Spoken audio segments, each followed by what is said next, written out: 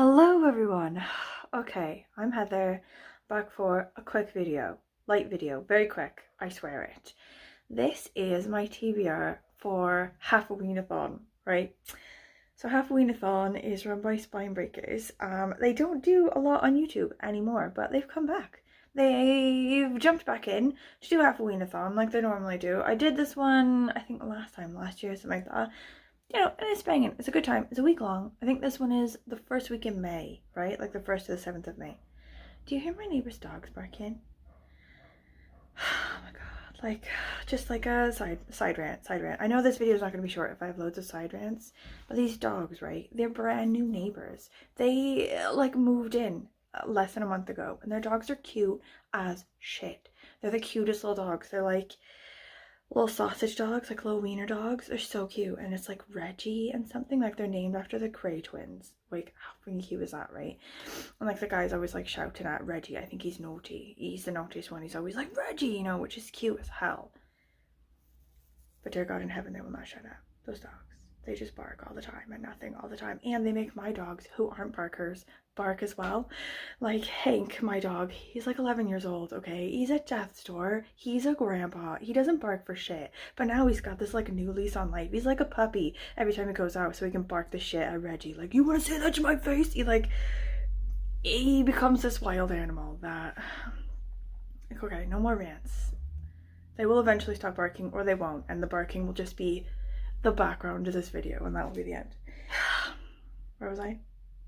Oh yeah, so this Halfoween-a-thon readathon, it's just a week long, 1st to the 7th of May. I'm pretty sure, like, I'll check that, I'll put it up, but it is like a good time. It's a banger. Like, they have prompts, and one of the prompts is always like a book movie tie-in, you know, like you read the book, the horror book, and then you watch the movie. And I think I've got a pretty good one for that, and I think my husband's down to like also join me, so it's gonna be a fun time. Like, my May and my April as well, like, they're very heavy book-wise. Like, I've been doing booktube prize, immersing myself in like very chonky, like very literary books.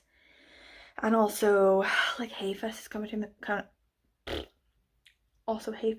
up in May, and before I see those authors talk, before I like go to their event at Hay Festival, I want to, like, you know, read their books and stuff, and those are quite literary, so it's like quite like a heavy couple of months book-wise, and I just want to read trash for a minute, you know, or like, if not trash, just like something, you know, different, like horror, you know, like kids something, like just something, you know, that's fun and frivolous and not, you know, heavy. So I'm taking this week out, taking this Halfoween-a-thon week out. I'm gonna rock the shit out of Halfoween-a-thon. So I've got my TBR ready, okay? So first prompt is like a horror book movie tie-in, like, you know, you read the horror book and then you watch the movie. For that, I'm gonna go with Stephen King's The Mist, right? So this isn't a movie, but it's a series on Netflix. So there's like a full season of like shows, you know, but not a lot of them. Like, I could just watch them in that week. That's cool. And I think my husband's down as well. So this is about like a storm or something, and this dad and his kid go to the store to like stock up on supplies for the storm, and then this like mist like comes, this like really heavy creepy mist like traps them in the grocery store.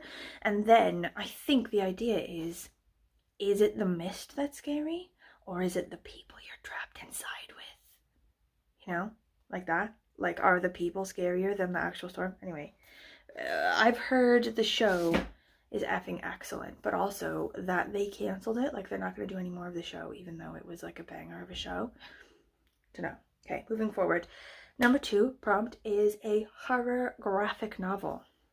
I actually have a weirdly huge load of horror graphic novels in my house that I haven't read yet. Like, don't ask me why. It's a sickness. But I'm going to go with Blackwood by Hannah Eaton, and I think this isn't so much horror so much as like a true crime situation. Like, there are these 2 murders in the woods, and I think they're like 90 years apart or like 80 years apart or something, and there's like a great-grandmother and her great-grandson, and both of them are like weirdly affected by, like, the older one you know, affects the older woman and the newer one affects the kid or whatever, and like they each know a bit of something about it, like they have keys to solving this murder that hasn't been solved, or these two, and like they're sort of like weirdly related to each other even though they're so far apart, and it's like weirdly like a cult based or like leaning toward like a cult type things, these murders. So that's creepy. I'm down. Like I don't love a graphic novel that isn't like colorful and stuff like this. Like these pencil-y type ones are definitely like some people's bag, but not me. So we'll see how I get on with it. Like it sounded in like the blurb that I read online, it sounded banging. So hopefully that will be the case. Okay, number 3 is a book with dark or night in the title. And thank God, because I have wanted to read this book for effing ages. It is Welcome to Night Vale by Joseph Fink and Jeffrey Cranott. And this is the start of a series that I want to get into fully. I'm not sure how many books there are, but I think there's at least 3. Okay. I bought this as well at home in Seattle because I didn't realize that I'd done that. But I just popped it open and found the bookstore thingy in it I found. Anyway, this one is about like a town in like the Southwest, like New Mexico or something like that, and it's weirdly like magically or like horror-y, like weird shit happens there, and it's just cool, like people just get on with it. And I think it's like a collection of different characters. Pawn shop proprietor Jackie Fierro abides by routine, but a crack appears in the standard order of perpetually 19-year-old life when a mysterious man in a tan jacket gives her a slip of paper marked by 2 pencil-smudged words, King City. Everything about the man unsettles her, especially the paper that she cannot remove from her hand. There's another one like Diane Creighton's 15-year-old son Josh is moody and a shapeshifter. You know, like it's like one of these magical realism things, like everyone in the town is weird or has something weird about them, but we're just cool with it. Like we just roll. Okay. Next one is number 4, a book set in a haunted house.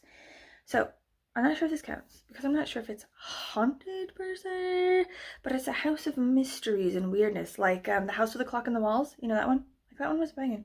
I enjoyed it.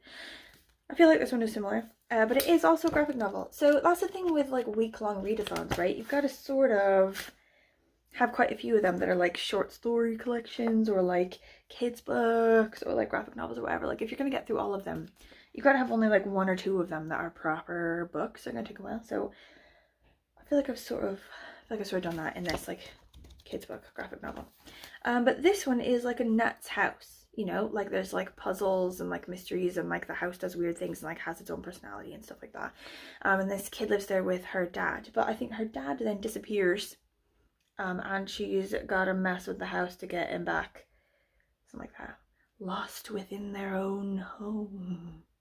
Okay, I'm down. Last one. So this is a creature feature. And I was gonna go with Frankenstein in Baghdad because I definitely 100% want to read that, and I thought that this would be a good opportunity. However, in, you know, the thinking of don't have too many like super intense books to read, that one I think was actually shortlisted or longlisted for the Booker, like, and it's like translated from Arabic. Like I think it is actually gonna be really literary and heavy, and that's why like I'm sort of doing this to get away from that for like a week, just like to chill out. Do you know what I mean? And like have something a bit more frivolous. So I've got instead with something that I think like isn't super frivolous. It's still, you know, like meritorious a bit and also translated, but because it's stories, I'm hoping it'll be different. I don't know. Like I've just talked myself around in a circle, and now maybe we'll do the Frankenstein Baghdad one. What am I doing? No, I'm not gonna do that one. I am gonna do this new one, this other one, this one instead.